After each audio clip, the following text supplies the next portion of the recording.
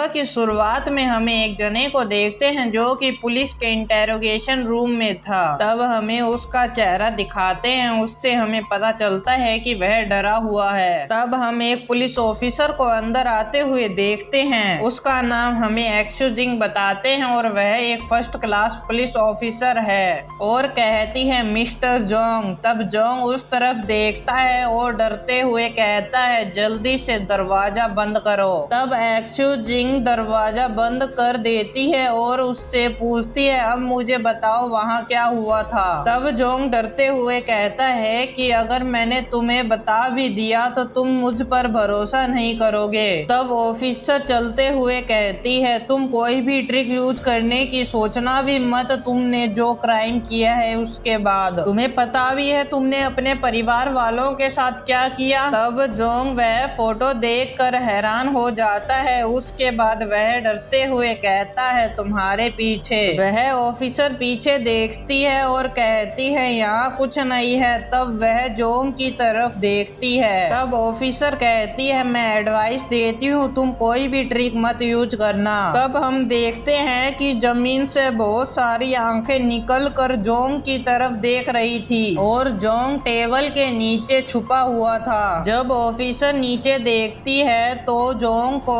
Officer का चेहरा डरावना दिखाई देता है। उसके बाद जोंग डरते हुए अपना हाथ मुंह में देखकर खुद को मार देता है। तब सीन चेंज होता है और हमें एक बिल्डिंग में 3 जनों को दिखाते हैं। तब हमें बताते हैं कि यह कमरा एक स्कूल का क्लब रूम है। तब वहाँ एक जना बोलता है जब वहाँ ऑफिसर आई तो उसने तब तक खुद को मार दिया था और हमें इसका नाम एक्सू बिन बताते हैं। तब दूसरा कहता है तुम बहुत अच्छी घोस्ट की स्टोरी सुनाते हो, मुझे आज पक्का बुरे सपने आने वाले हैं और हमें इसका नाम ली जोंग एक्सिंग बताते हैं। तब बिन कहता है जहाँ तक मैंने सुना है यह सच है और इसकी शुरुआत एक फोटो से हुई थी जो इंटरनेट पे थी। तब दूसरा बोलता है कौन सी फोटो और बिन उसे अपने फोन में ढूंढने लगता है। तब दूसरा बंदा उसके फोन को छीन कर कहता है अगर जो तुमने कहा वह सच है तो हम फोटो नहीं देख सकते।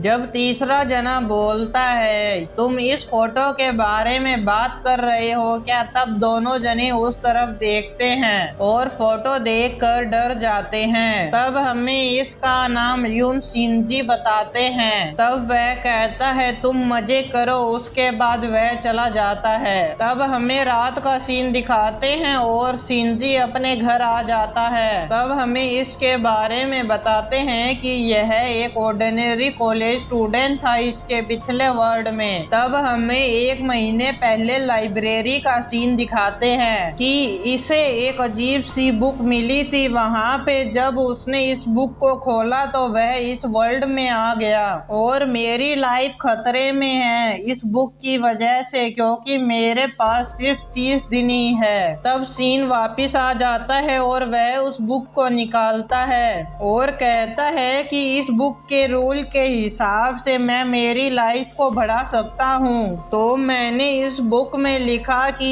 एक फोटो इंटरनेट पर आएगी और जो भी जना अपनी फैमिली को मारता है वह उसे देखेगा तो उसे वह फोटो वाली आंख सभी जगह दिखाई देगी। तब वह बुक बंद करके कहता है इस स्टोरी से मुझे कम पॉइंट मिल रहे हैं, मुझे कोई बढ़िया स्टोरी लिखनी होगी बुरे लोगों के लिए, वरना जब मेरी लाइफ 0 पर पहुंचेगी तो यह बुक मुझे मार देगी। उसके बाद सीन स्कूल में आता है और सिंजू अपनी आंखें खोलता है और घर जाने लगता है और सोचता है कि मैं उन्हें बता देता हूँ कि आज मैं क्लब रूम में नहीं आ रहा। तब सिंजू दूसरी तरफ देखता है तो वहाँ कुछ लोग एक जने को मार रहे थे और बोल रहे थे कि तुम्हें टीचर को शिकायत लगाने की क्या जरूरत थी। तब वह बंदा कहता है कि ब्रदर रैंग मुझे माफ कर दो। तब सिंजू कहता है कि 5 के खिलाफ 1। तब रैन पीछे देखता है और उसे बोलता है कि तुम मरना चाहते हो।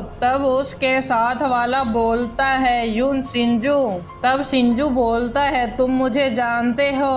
तब वह जना रैन को बोलता है कि छोड़ दो और वह बोलता है हमने इससे पंगा लिया था और इसने हमें इतना मारा कि 3 तो हॉस्पिटल चले गए थे और एक जना अभी भी वापस नहीं आया है। तब वह डर कर चले जाते हैं। उसके बाद शिंजू अपने घर आकर कंप्यूटर पर स्कूल बुलीज के बारे में सर्च करता है और अपनी बुक निकाल कर लिखने लगता है कि रात में 12 बजे एक वेबसाइट हेल्थ कम्युनिकेशन में जाकर तुम जिसे सबसे ज्यादा हेट करते हो उसका नाम डालोगे तो तुम एक लड़की को देखोगे, उसका नाम यू मिंग होगा। इसी के साथ हमारा यह चैप्टर यहीं पे खत्म होता है।